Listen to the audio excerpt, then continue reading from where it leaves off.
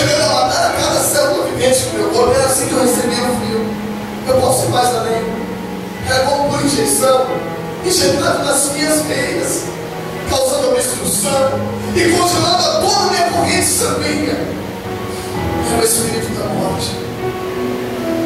O frio que eu sentia era chamado de espírito da morte. Na hora do frio, eu começava a passar por uma sequência de paradas cardíacas. Foram 8 paradas cardíacas. 8. A luta dos médicos por me dar a vida. Todos os recursos foram utilizados.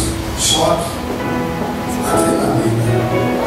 O meu corpo chegou a ficar queimado de tanto choque. Mas depois de 8 paradas cardíacas, uma notícia médica. E a notícia médica foi direcionada pela sombra. E na hora das paradas cardíacas me batia, me esbofeteava e dizia: não morre, meu filho. Resista, acorda, aguenta mais um pouquinho, filho, não morre. O médico, achando que ela fosse minha mãe, pelo fato de me chamar de filho, ele disse para ela: mãe, se acalma. Eu tenho que te falar. Para mim é difícil dizer, mas como médico sinto-me obrigado a me dar essa notícia. O seu filho foi forte. E como foi? Ele me superou. Mas mãe, o perdemos. Providencie os documentos.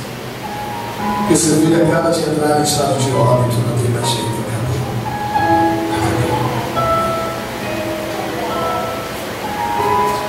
A notícia do óbito fez bater o desespero, e no desespero eu gritei: não! Não, não, isso não é verdade! Não está acontecendo, não! Mas aquele que declara o óbito não ouve minha voz. Aquela que recebe a notícia do óbito não ouve a minha voz. Sabe por quê? O único que pode ouvir o gemido da alma é Deus. O único que pode ouvir o pedido de socorro é o Senhor dos Exércitos. E naquele momento quem gritava, quem chorava, quem se desesperava era a minha alma que dizia: não! Aleluia! Fui levado ao necrotério do hospital. O necrotério do hospital para o Instituto Médico Legal. No IML, posto na câmara fria. Na câmara fria, congelado por 7 horas e 40 minutos. A notícia corria: o Aguinaldo morreu, acabou, não tem mais jeito. Não tem mais jeito. Aquele que seria o culto de agradecimentos ao Senhor já não existiria mais. Aquela que seria a primeira oportunidade de minha mãe e meu pai conhecer uma igreja evangélica já não existiria mais. Do lado de fora, a dor de perder uma querida, aquela dor que não há palavras que o conforte, não tem, não há. É uma dor que temos que aprender a conviver com ela sozinhos. A dor do luto, a dor de perder um alguém, acabou, não tem mais jeito. Para todos, um dizer popular que diz assim: quando se termina, se tem e quando acaba a vida? Acaba a esperança. Nós pronunciamos isso dia a dia. Sabe o que Jó falou? Quando ele viu que estava diante da pior situação da tua vida, quando ele viu uma árvore morta, sem vida, envelhecida, ele se comparou com aquele caldo, aquele tronco morto. Ele disse assim: porque ainda há uma esperança para a árvore.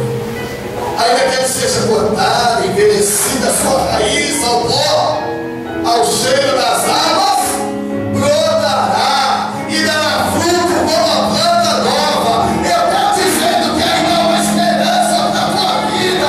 Nem tudo está perdido. Ainda há uma esperança para você. Oh, aleluia, aleluia. Ainda há uma esperança para a tua vida. Aleluia, aleluia.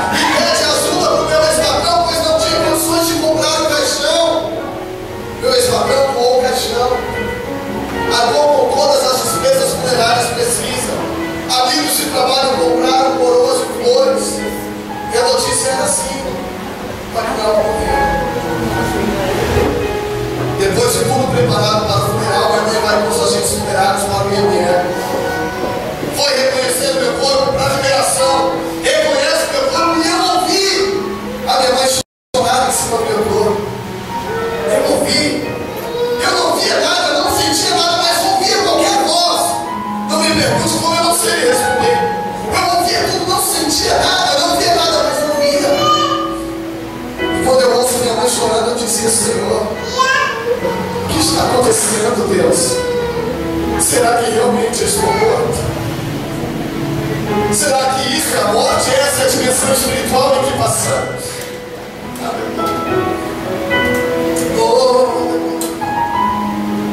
Senhor, eu preciso que o Senhor faça um milagre em minha vida. Eu preciso de um milagre, Senhor. Minha mãe chorou em cima do meu corpo e saiu depois do reconhecimento e aguardou a liberação. Prepararam tudo para a autópsia. Me tiraram da mesa cirúrgica, tirei da geladeira e me levaram para a mesa cirúrgica para iniciar o exame cadavérico. Deitaram-me na mesa cirúrgica para iniciar a necrópsia. Todas as ferramentas pelos legistas foram preparadas, a movimentação das ferramentas, tudo sendo preparado para o momento da autópsia. Do lado de fora da recepção do IML, minha mãe aguarda o meu corpo para me levar ao velório, para me sepultar na sequência. Tudo preparado, começa a movimentação dos legistas, as ferramentas sendo preparadas, e na movimentação das ferramentas eu orava a Deus: eu preciso que o Senhor mude o meu cativeiro, eu preciso que o Senhor mude a minha história, eu preciso de um milagre, Senhor. Eu preciso de um milagre, Senhor. Oh, eu preciso de um milagre. Aleluia, Jesus. O legista vinha com a maquita carcerada, minha parte do tórax, iniciando a autópsia. Uma maquita, uma serra pequena, não sei como é que chama aquilo. Ele vinha com a máquina para me encerrar, iniciando a necrópsia. Ao subir naquela maquita, eu vi os céus se abrindo. E quando eu vi os céus abertos, eu renunciei àquilo que eu mais desejava, que era viver. Quando eu vi os céus abertos, eu falei: Senhor, obrigado, eu quero subir contigo. Eu quero ir para a tua glória, eu quero ir para a eternidade. Eu renunciava a minha vida quando eu vi os céus abertos. Eu queria andar nas ruas de ouro. Eu queria ver e contemplar as cruzes de jaspe de cristal. Eu queria estar lá. Aí eu digo para você: eu nem sei se são as ruas de ouro. Eu nem sei se são de jaspe de cristal escuros, não sei. Não sei se tudo isso foi simbolicamente escrito pelo apóstolo João, pela visão que ele teve dos céus, não sei. Porém, eu acredito naquilo que diz a palavra de Deus. E ainda que eu não tenha subido, ainda que eu não tenha andado e visto se são realmente as ruas de ouro, eu pude contemplar os céus abertos. E dos céus abertos, eu ouvi uma voz bradando com autoridade. E a voz veio dos céus ao encontro da maquita e disse para mim: filho, ainda não é chegada a tua hora. Levanta-te, glorifica o meu nome, porque sou Deus que te dá nova vida para viver a promessa. Você tem promessa.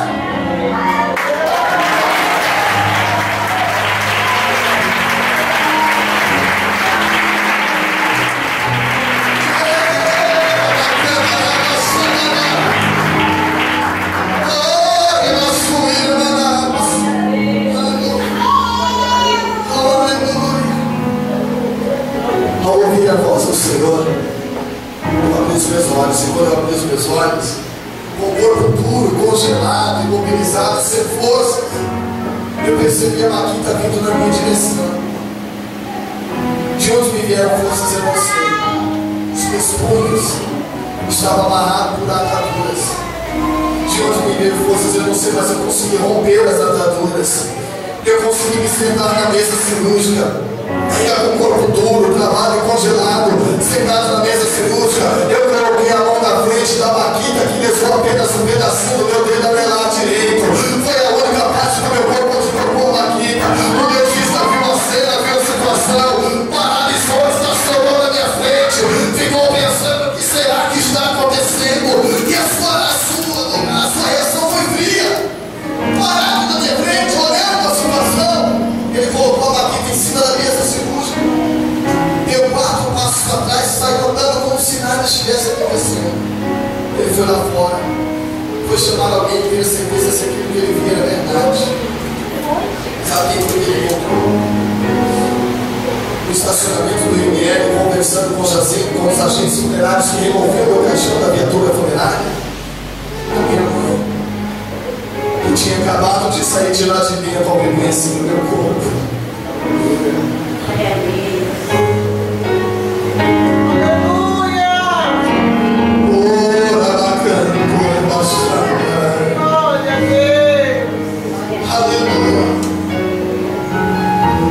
Às vezes chega a situação na nossa vida e a gente não consegue entender como é difícil o que dizemos, como é difícil, como vai se entender uma situação tão ruim. Foi essa situação que foi permitido ser gerada em minha vida. O legista segurou na mão da minha mãe e entrou com ela na câmara fria. Quando a minha mãe entrou pensando que era para assinar a liberação do meu corpo, pois tinha acabado de me reconhecer, ela me viu sentado na mesa cirúrgica.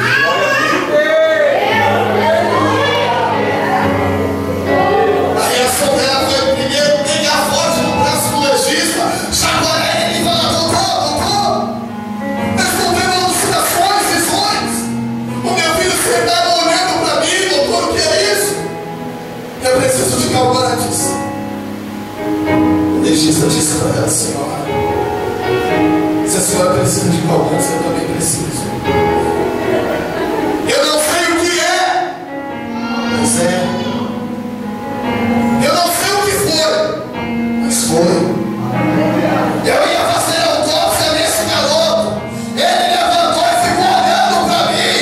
E se a senhora também está vendo o que eu estou vendo, é real, é verdade. Ele acaba de ressuscitar.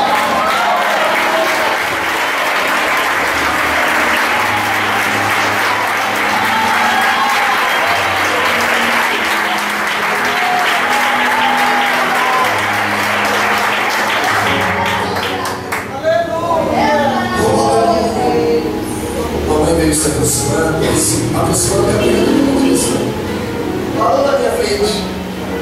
Eles a que eu esperava aquele dia.